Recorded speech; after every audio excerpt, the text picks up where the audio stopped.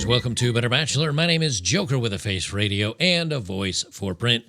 Bumble is sacking hundreds of their staff, basically 250 people, which doesn't sound like much off the top until you realize it's basically 33% of their staff. So they're laying off 1/3 of their staff completely. Match Group, which owns Tinder, is falling off of a cliff. Both companies have lost 85 to 95%, I think was the totals that I read, 85 to 95% of their stock value. And according to at least the young people today, the vast majority of them do not want to use dating apps anymore. They're tired of it, and that's both men and women. So as we've talked about many times, so of course I won't go down deeply into it, the men are just not getting many matches. A couple of guys are, the best guys out there are getting all the matches, and the women seem to either A, get tired of losers matching with them, or they all hook up with the winners, they get dumped, and then the only thing that's changed for them is their body count. So we're going to go down through this. The main story here from Daily Mail. Bumble sacks hundreds of staff as Gen Z ditches dating apps to find love the old-fashioned way. And, of course, Match Group, which is Tinder, their stock forms a triangle. Will it crash in 2025? Spoiler alert, yes. Now, triangle is stock went from nothing, stock peaks, stock's back down to nothing. So it doesn't look good for Match Group either. I think 2025 is going to be the nail in the coffin. Even if the fat lady's not exactly singing, she's definitely behind the curtain, warming up her voice. Guys, let me tell you about NMN supplements, or nicotinamide mononucleotide. Say that 3 times fast. It's from Black Forest. It's a supplement that's known to dramatically improve health and longevity by serving as a precursor to NAD+. Dr. Andrew Huberman, who I have right here, he was visiting on Joe Rogan and on his podcast, and he's a neuroscientist and tenured professor at Stanford University School of Medicine. He's going to explain what NMN is and how they're trying to take it away from us and patent it as a prescription drug because of its effectiveness. We were talking, I think last time we spoke about supplementation as it relates to, metabolic pathways. And one thing I've been tracking pretty closely is this whole, the NMN thing has now taken a different I was going to bring that up before we wrap this up. So let's explain NMN for people. It's a precursor for NAD+. Right. NAD is critical to energy production in all cells, vital. And levels of NAD tend to go down as we age. It's an absolute requirement for cellular health in life. You need it. Some years ago, as David Sinclair came on this podcast and discussed that his laboratory is a tenured professor of genetics, Harvard Medical School, and other laboratories are starting to explore stimulating the NAD pathway as a tool for extending lifespan. You can't just take NAD, or you can, but it doesn't get into cells very easily. There are basically 2 ways that you can tickle this pathway, increase NAD. One is to take NMN. NMN could soon be a prescription drug that you can only get with a prescription. And then I think Metro International Biotech will likely hold the patent. I will say with NMN, a couple of things happened. First of all, energy, my recovery from workouts, much better. I had to take it early day because it was giving me a lot of energy. Mm-hmm. I did notice my hair and nails growing at a ridiculous rate. Mm-hmm. And then I came off it just as a control experiment, slowed down again. So it was really interesting. I think there's something there in cellular growth pathways. Interesting. Now, I don't know if you could tell, but I slightly sped up that clip for us to get through.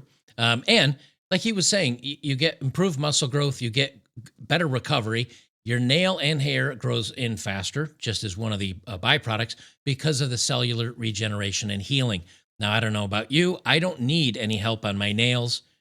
And to be honest, I don't need help on my hair either because of the gorgeous locks that I have spilling down my shoulders. Anyway, I do have NMN, and I've been using it. It does boost your energy. It does help you recover from post-workouts, and it is part of maintaining a healthy lifestyle. So get it while you can before they try to patent it and take it away and make it a prescription drug only, and probably charge you 5 times more just because of it. I do have an exclusive offer for you if you go to my link in the description or pinned down in the comment down below. Then for the next 48 hours, you can buy 2 and get 1 free. Stock up while you can. It is, again, NMN, buy 2, get 1 free. blackforestsupplements.com/bachelor. Grab yours. I got mine. Get yourself feeling better and more energy and help your cellular repair keep you healthy and, like me, beautiful. So anyway, online dating service Bumble has revealed plans to cut 1/3 of its staff as Gen Z have started to ditch online dating in favor of finding love the old-fashioned way. The company behind the UK's 3rd most popular dating app has reportedly told investors that 240 jobs could be axed in order to save $40 million a year, with the restructure expected to cost the company $18 million. Obviously, they're shaving and moving things around. They're going to probably implement some AI, I'm sure of it as well. And I think young people have just had enough of the apps. And to me personally, I think this is a good thing. You know, I've talked many times about when I was a young boy, back in the 90s is pretty much when I was kind of out and about doing my dating things, maybe early 2000s. Things were a lot different. I mean, you met people in person. If you were a shorter guy, a balder guy, uglier guy, maybe not a athletic guy, you could be funny. You could be interesting. As a matter of fact, you had to be. But if you were, at least you could get your foot in the door versus the way things are with the apps today, which is just surface level swiping. The company has warned that the industry has reached the inflection point weeks after it revealed falling sales, the Telegraph reported. Dating apps such as Tinder, Hinge, and Bumble peaked during the pandemic when social distancing and isolation made it difficult for young people to meet. Since 2020, Bumble's share price has plunged 92%. Tinder's owner, Match Group, has fallen 68% over the same period. Whitney Wolf Hurd, the Bumble chief executive who also co-founded Tinder, told the staff on Wednesday, the reality is we need to take decisive action to restructure, to build a company that's resilient, intentional, and ready for the next decade. When you have a share price that has plunged 92%, there's not a lot of capital left to do much work with. So I don't know where they're going to put this money. Obviously, they're going to need to start shaving things back. But the thing that was supposed to make Bumble so unique is that it gave women control.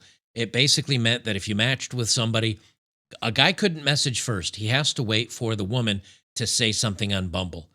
And either A, women put in zero effort and they'd say something like hi to initiate the conversation.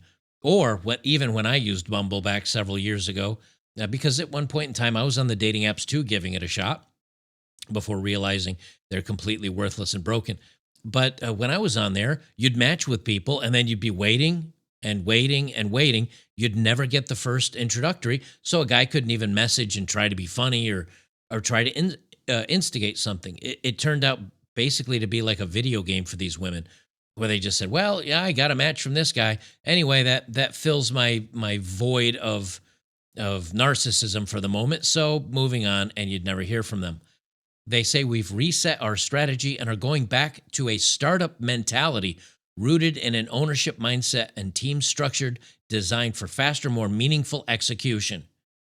That really means nothing in corporate speak. It follows warnings from Tinder that Gen Z were seeking more authentic ways to find romance. Thank goodness. Maybe Gen Z guys have a chance after all. Ofcom revealed last November that usage for the most popular dating apps had fallen last year as Bumble lost 368,000 users, or around 2.3%. The watchdog said some analysts speculate that for younger people, particularly Gen Z, the novelty of dating apps is wearing off. A study by Ipsos found that 63% of men and 66% of women in Gen Z prefer meeting potential partners in real life.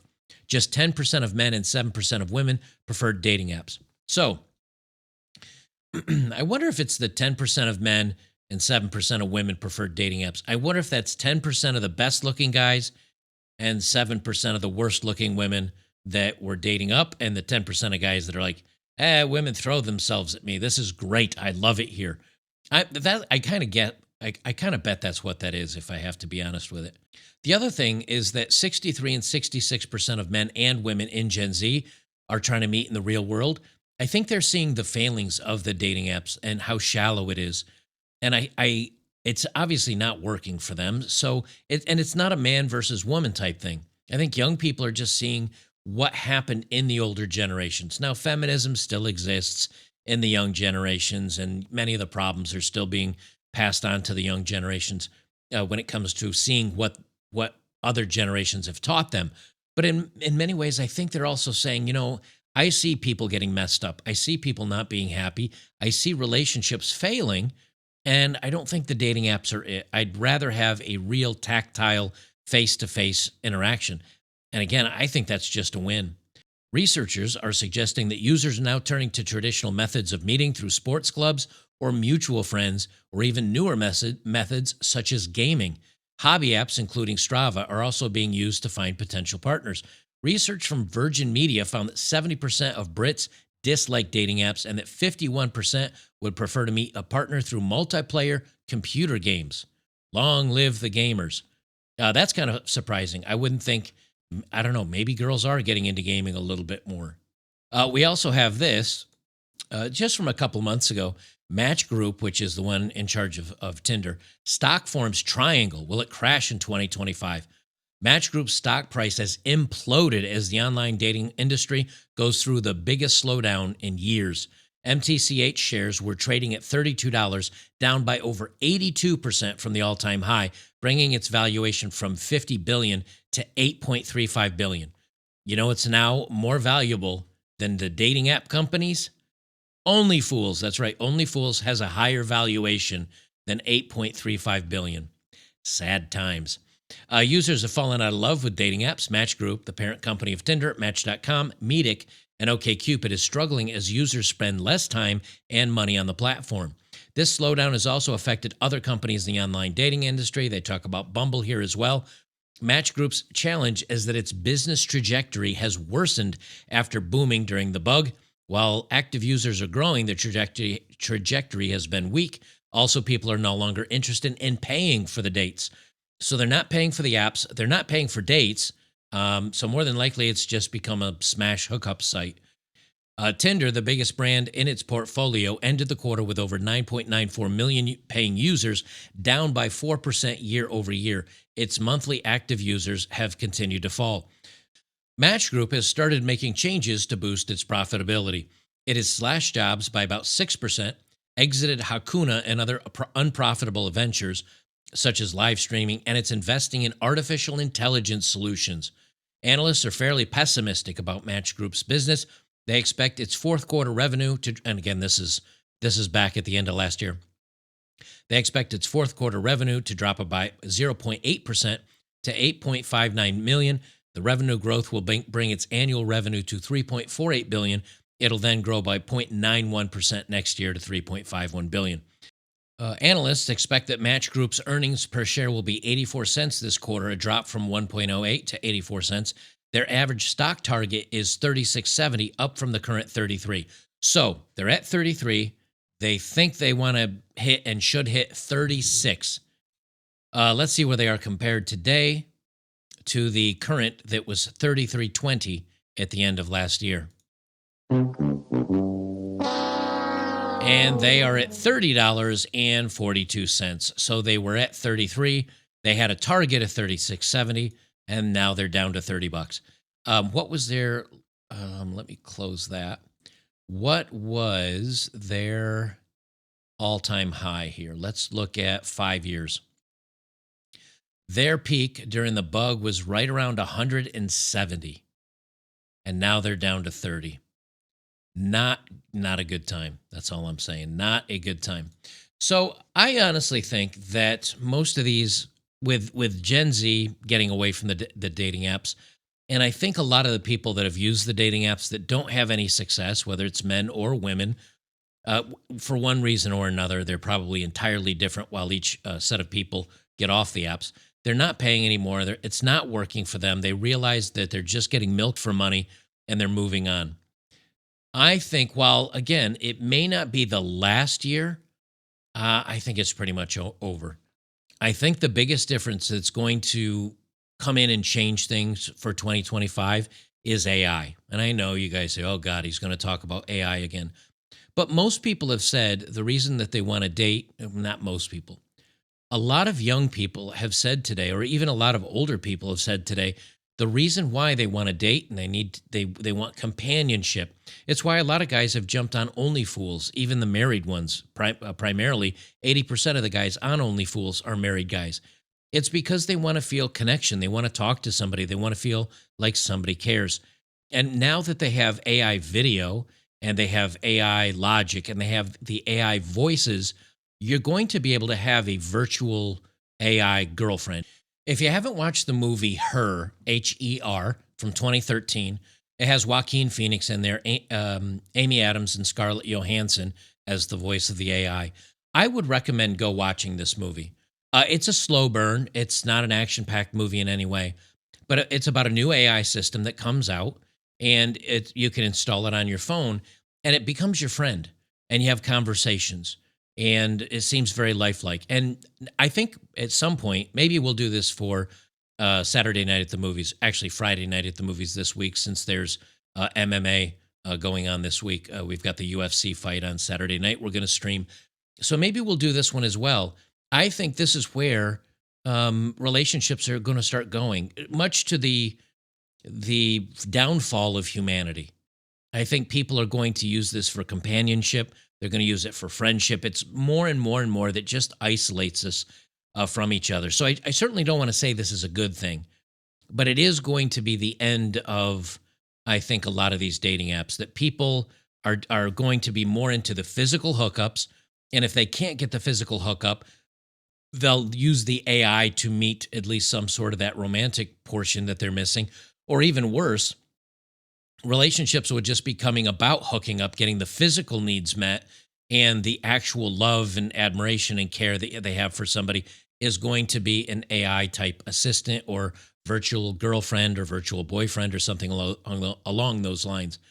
I don't think this is a good thing. I do think it's a good thing that the dating apps are ending. I don't think it's a good thing that AI is going to be becoming such a big part of people's lives. I really think people should turn it off, go touch some grass, go meet some real people in the real world with real hobbies. And maybe this helps in that direction, but with AI hitting right around the same time, I don't have a good feeling about it. Either way, it is going to be the demise of the dating apps, and I think that's a good thing. Speaking of demise, many of you here on YouTube, for the rest of you on Rumble and Locals, you guys know this because you saw this video. But for those of you on YouTube, I do lots of stories that I don't talk about here on YouTube because YouTube is kind of awful in many ways. You viewers are awesome, but the platform is kind of really tough against some content creators like myself. Anyway, I've got this video we put out just the other day, Women Keep Voting for Their Own Demise. And I talk about a lot of the cultural things that are going on right now and how women are voting for socialism and leftism and all this other crazy stuff. If you'd like to keep up on that content, make sure to jump over to either Rumble, rumble.com, and follow me at Odd Man Out. That's my channel name, 3 words, Odd Man Out. Or you can join me over on betterbachelor.locals.com. Become a supporter today. It's $5 a month, but you get to join a great community of like-minded people. We do live streams all the time. We've got a great, great group. And you get forums, almost like a Twitter type thing where you can scroll down and read stuff and post and comment. And it's a great place to be. Come on over and check it out. I think you'll be glad you did. And you get to see a lot of other interesting stories that I don't talk about over here on YouTube. All right, gang, I'll leave it there. We'll see you in the next one.